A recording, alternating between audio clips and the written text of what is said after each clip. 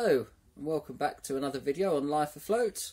Today I will be answering a question that I have had a lot since I've been living on a narrowboat. So I mean I haven't been living on the boat for very long, but when I sort of talk to people and I mention that I live on a narrowboat, their initial reaction is they're very interested.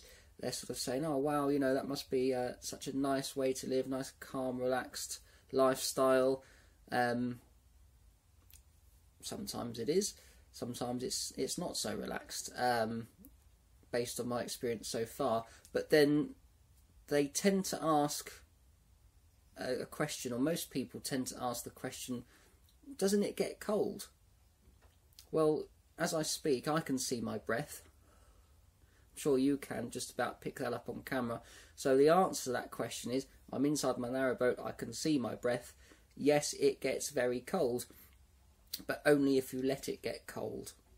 Outside, I don't know what the temperature is outside, probably 2 or 3 degrees, something like that. And inside, the boat has pretty much equalised with the outside temperature because I haven't been here to keep the fire going.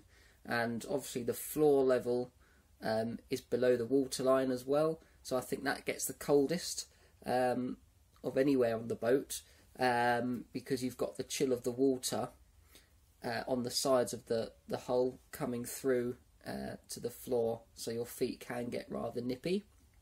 But I do have some rather fetching, fluffy slipper socks for that, which do a grand job of keeping the chill off my feet. I have lit the fire. Obviously I haven't been here to keep it ticking over, which is why it's got so cold. Although it is cold in the boat, once the fire's lit, within an hour or so the boat is toasty warm again. In fact, it can get too warm. It could be freezing temperatures outside and you need to open the doors and windows of the boat because it's just too hot. I'm still trying to find that balance with the stove,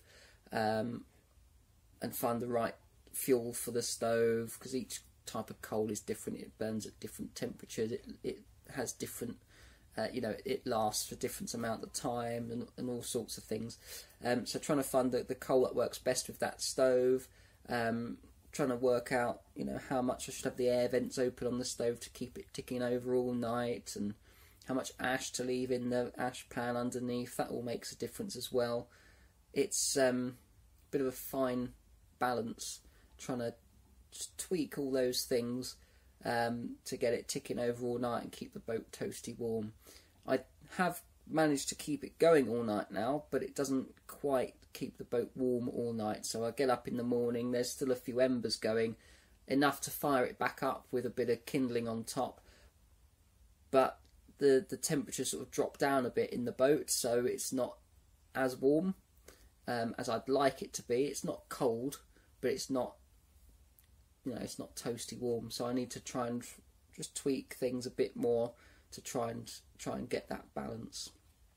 But yeah, in short, I mean, this is only a short video basically to answer the question. Yes, it gets very cold, but it's easy enough to keep the boat warm.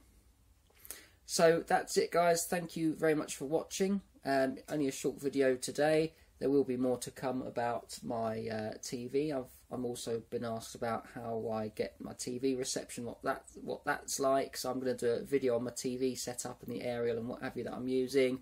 There's going to be a couple more videos coming up in the not too distant future as well. I'm going to be doing a series called Canal Clips, which will be just a series of random sort of very short clips that I've shot of things as I'm cruising along, whether it's nice scenery, interesting things, bit of wildlife, other boats, that sort of thing. I'm just going to compile them all together, and that will be called Canal Clips. So episode 1 will be coming soon, so feel free to stay tuned for that. Hit the subscribe button and the notification bell so you know every time I do a new video.